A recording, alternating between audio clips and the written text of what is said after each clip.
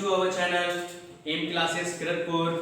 ठीक है, आए हैं आपके साथ एक नई वीडियो के साथ। ठीक है, बहुत ही अच्छा कंसेप्ट है, बहुत ही इंटरेस्टिंग कंसेप्ट है आपको आज सिखाने के लिए। ठीक है, तो वीडियो अगर अच्छी लगे तो हमारे चैनल को जरूर लाइक कीजिएगा, शेयर कीजिएगा और सब्सक्राइब कीजिएगा और अपने फ्रेंड्स में, रिलेटिव्स में ज़्यादा से ज़्यादा हमारे वीडियो को शेयर कीजिएगा। ठीक है, okay, come to our topic. आज का टॉपिक है, काफी इंटरेस्टिंग टॉपिक है आपका, that is operations on matrices. कौन कौन से ऑपरेशंस का यूज करते हैं आप मैट्रिसेस को सॉल्व करने के लिए। तो सबसे पहले अगर हम बात करते हैं, फर्स्ट ऑफ ऑल जो हमारा ऑपरेशन आता है वो होता है एडिशन ऑफ मैट्रिसेस। कौन सा आता है सबसे पहला? Addition of matrices. अब दो मैट्रिसेस को आप कैसे ऐड करते हैं, ठीक है, दो हो, तीन हो, कितनी भी मैट्रिसेस हो, आप उनको कैसे ऐड करेंगे। तो सबसे पहले एग्जांपल देकर मैं आपको सिंपली समझा रहा हूं। ठीक है, एग्जांपल से ही समझाएंगे हर एक चीज आपको। ठीक है, तो जैसे मेरे पास ये एक 2x2 ऑर्डर की मैट्रिक्स है, ए मैट्रिक्स, दूसरी मैट्रिक्स है मेरे पास बी मैट्रिक्स, ये मेरे पास सेकंड मैट्रिक्स। अब मेरे को क्या करना है, एडिशन ऑपरेशन लगाना है। तो सिंपली मैं क्या करूंगा, एक मैट्रिक्स से दूसरे मैट्रिक्स को ऐड कर दूंगा। और ये बहुत जरूरी है कि ऑर्डर जो है एडिशन में वो बिल्कुल सेम होना चाहिए, तभी ये चीज एप्लीकेबल होगी। 4 0 कॉरस्पॉन्डिंग एलिमेंट्स का ही एडिशन होता है। ठीक है, जो इनके कॉरस्पॉन्डिंग है। तो एडिशन चल रहा है, तो आप सिंपली क्या लिख सकते हैं, 4 4 4 7। ये आपकी क्या होगी, रिक्वायर्ड मैट्रिक्स हो गई, एडिशन ऑफ मैट्रिक्स। अब बात करते हैं सेकंड ऑपरेशन की। सेकंड ऑपरेशन है आपका multiplication of A matrix. Multiplication of A matrix, कैसे मल्टीप्लाई करते हैं आप मैट्रिक्स से?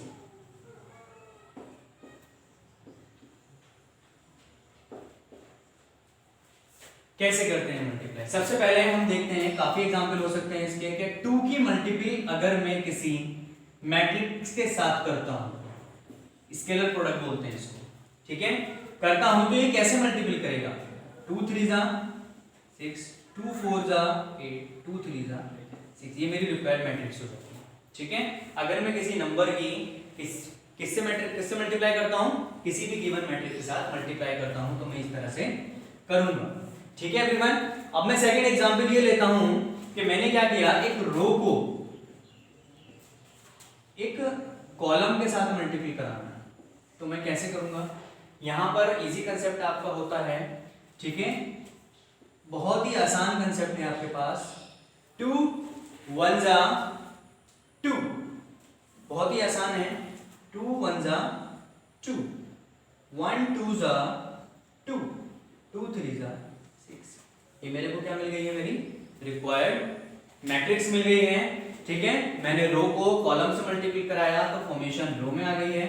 2 1 जा 2, 1 2 जा 2, 2 3 जा 6।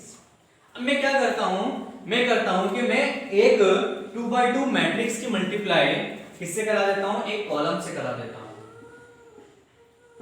ठीक है, 2x2 मैट्रिक्स मैंने ले ली है, एक 2x2 मैट्रिक्स ली है और मैंने क्या किया, एक कॉलम से क्या किया है, मैंने उसको मल्टीपल कराना है। एक चीज हमेशा याद रखिएगा, अगर हमारे रो के एलिमेंट 3 हैं तो कॉलम के भी 3 होनी चाहिए।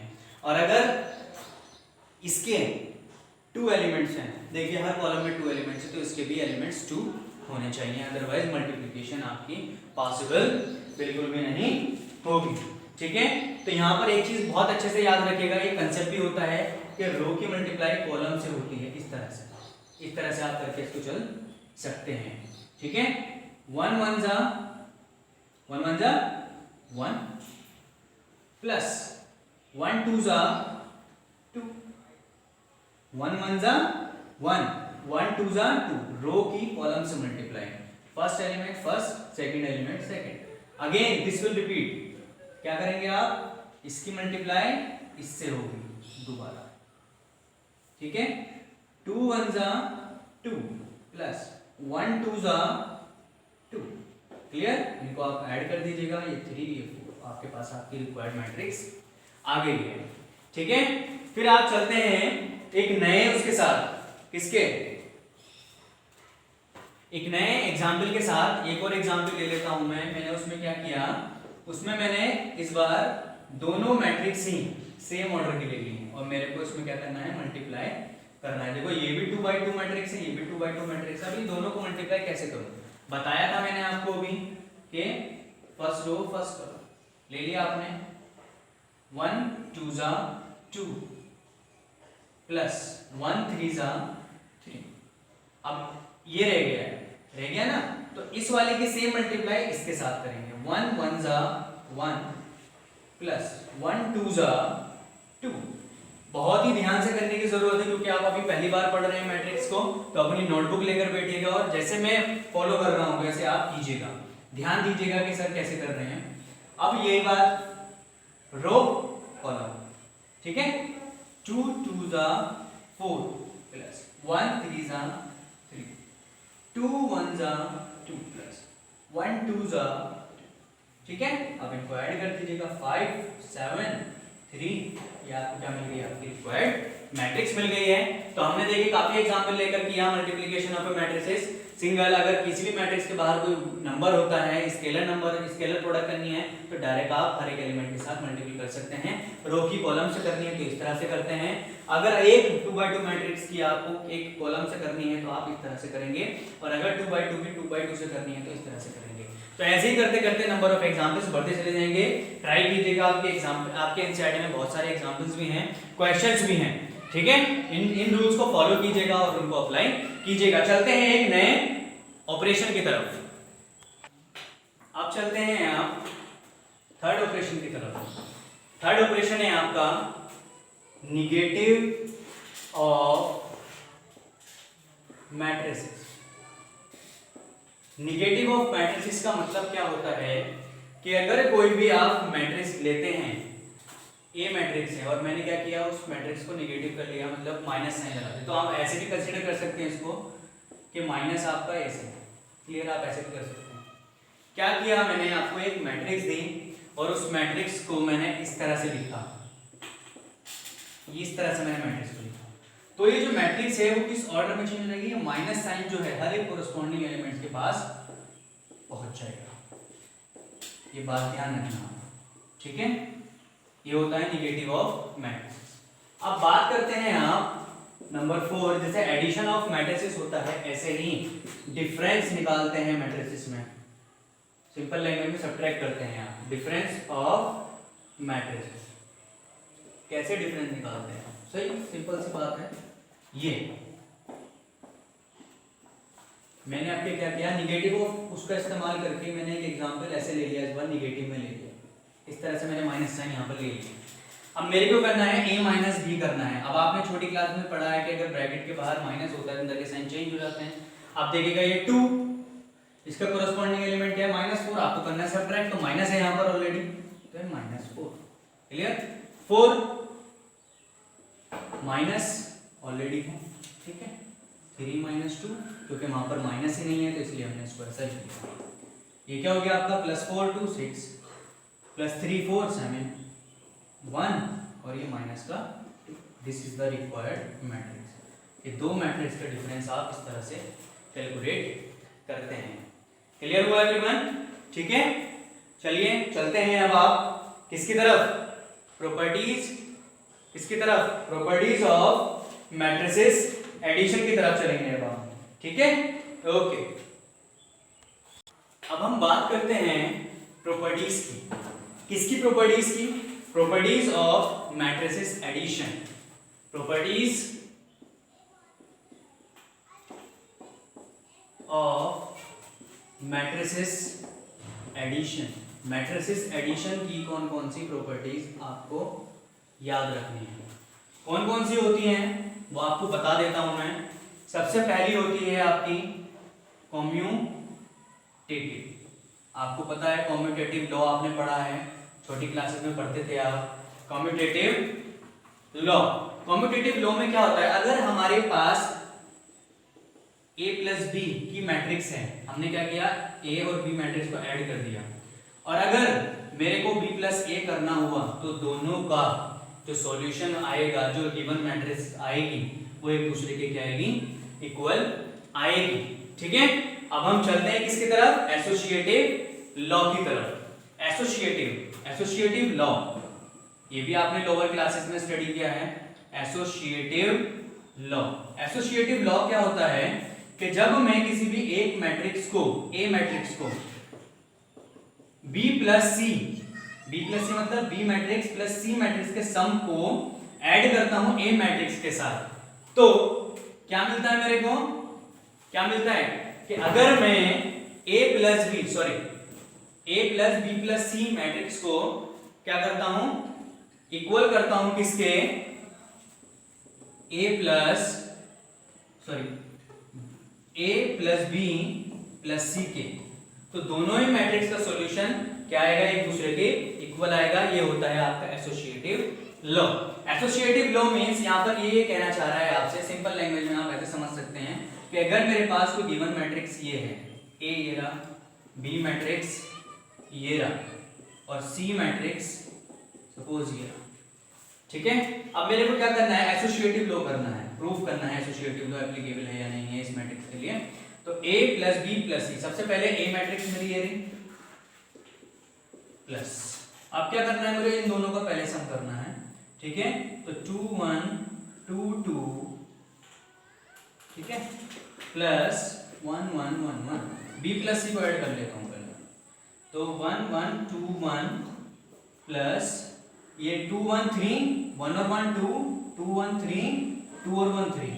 अब क्या करना है, इन दोनों मैट्रिक्स को ऐड कर देंगे। इन दोनों मैट्रिक्स को अगर हम ऐड करेंगे तो ये क्या मैट्रिक्स बनकर आएंगे आपके पास, 1 3 4, 1 3 4, 1 और 2 3, 2 और 3 5, 1 और 3, ये मैट्रिक्स मेरे पास आ गई। अब ये जो मैट्रिक्स हमको मिली है, क्या वो इसके इक्वल होगी? हाँ जी बिल्कुल होगी। ठीक है, एक बार आप ऐड करके देखिएगा। ठीक है, अब जब आप ऐड करेंगे, अपने आप से प्रैक्टिस करेंगे, तो आपको पता चल जाएगा कि हाँ भाई ये वाली मैट्रिक्स का एडिशन का सम किसके बराबर होगा, इसके बराबर होगा, तो आपका एसोसिएटिव लॉ क्या हो जाएगा, प्रूफ हो जाएगा। अब आप बात करते हैं किसकी, existence of additive identity. Existence of additive identity क्या होती है आपकी, existence of additive identity. Additive identity इसमें सबसे पहले आप क्या करते हैं, आप कंसीडर कर लेते हैं, लेट करते हैं कि आपके पास एक ओ मैट्रिक्स है जिसका ऑर्डर OMn है, जो कि एक नल मैट्रिक्स है। कौन सी मैट्रिक्स है, नल मैट्रिक्स, आपको पता है जिसमें सारे एलिमेंट्स 0 होते हैं। तो नल मैट्रिक्स है आपके पास एक, आपने कंसीडर कर ली है, और आपने क्या किया, एक्सिस्टेंस ऑफ एडिटिव आइडेंटिटी आपको प्रूफ करनी है। Existence of additive identity, it means अगर मैं किसी भी एक गिवन मैट्रिक्स के साथ इस मैट्रिक्स को क्या करता हूं, ऐड करता हूं, या इस मैट्रिक्स के साथ ए को ऐड करता हूं, नल मैट्रिक्स के साथ ए मैट्रिक्स के साथ नल को ऐड करता हूं, या नल के साथ ए को ऐड करता हूं, तो मेरे को जो रिक्वायर्ड मैट्रिक्स मिलेगी वो मेरी वही मैट्रिक्स होगी जो कि मेरी गिवन मैट्रिक्स होती है। क्लियर? अब हम पढ़ते हैं existence of additive inverse. Existence of additive inverse में क्या होता है, इसका इनवर्स होता है। अब देखो इनवर्स का मीनिंग यहां पर क्या है कि जिससे मैं चला मेरे को वही मिला। कब मिला, कि जब मैंने एक नल मैट्रिक्स को ऐड किया किसी गिवन मैट्रिक्स के साथ। ठीक है, अब यहां पर बात करते हैं किसकी, existence of additive inverse, just reciprocal of this. Additive inverse का यहां पर ये है मतलब कि आपने जहां से स्टार्ट किया था वहां इसको जाकर प्रूफ कर देना है। ठीक है, तो आप क्या करेंगे, सबसे पहले लेट कर लेंगे कि आपके पास एक ए मैट्रिक्स है, ठीक है, जिसका ऑर्डर ये है आपके पास। एक अनदर मैट्रिक्स है आपके पास, अनदर मैट्रिक्स आपने लेट की है वो भी, ठीक है, जो कि आपका क्या है, माइनस ए है। ठीक है, तो ये भी एक मैट्रिक्स होगी आपके पास सेम ऑर्डर की, माइनस ए मैट्रिक्स। अब आप क्या कर रहे हैं, क्या कर रहे हैं कि ए मैट्रिक्स को ऐड कर रहे हैं इस मैट्रिक्स के साथ, या निगेटिव मैट्रिक्स को ऐड कर रहे हैं इस मैट्रिक्स के साथ। तो आपको क्या मिलने वाला है, आपको एक नल मैट्रिक्स मिलेगी। क्या मैट्रिक्स मिलेगी? नल मैट्रिक्स मिलेगी। तो हो गया ना, देखो हो गया ना existence of additive inverse. Additive inverse मतलब यहां से आपने यहां पर स्टार्ट किया था तो आपको क्या मिला? ए मिला। ए मिला जिससे चले थे आप, मतलब एक गिवन मैट्रिक्स के साथ आपने चले थे और आपने एक नल मैट्रिक्स को साथ ऐड किया था तो आपको एक वही मैट्रिक्स मिल गई थी जो मैट्रिक्स आपने ली थी। अब एक्सिस्टेंस ऑफ एडिटिव इनवर्स, तो आपने एक मैट्रिक्स कंसीडर की है उसी ऑर्डर की, एक नेगेटिव मैट्रिक्स कंसीडर की उसी ऑर्डर की, आपने दोनों को क्या कर दिया? डिफरेंस निकाल दिया है, तो आपको क्या मिलेगा? एक नल मैट्रिक्स आपको मिल जाएगी। तो इसी को बोलते हैं आप एक्सिस्टेंस ऑफ एडिटिव इनवर्स। तो these are the 4 properties of matrices additions. आपको बहुत अच्छे से इनको याद रखना है कि कम्यूटेटिव लॉ क्या होता है, एसोसिएटिव लॉ क्या होता है, एक्सिस्टेंस ऑफ एडिटिव आइडेंटिटी क्या होती है, एक्सिस्टेंस ऑफ एडिटिव इनवर्स क्या होता है। तो समझ में आया आपकी? ठीक है, हम चलते हैं अब properties of multiplication of matrices की तरफ। अब बात करते हैं यहाँ properties of multiplication of matrices की। तो सबसे पहले यहाँ पर जो आपको पढ़ने के लिए मिलेगा वो होगा आपका एसोसिएटिव लॉ। एसोसिएटिव लॉ पढ़ेंगे आप किसमें? Properties of multiplication of matrices में।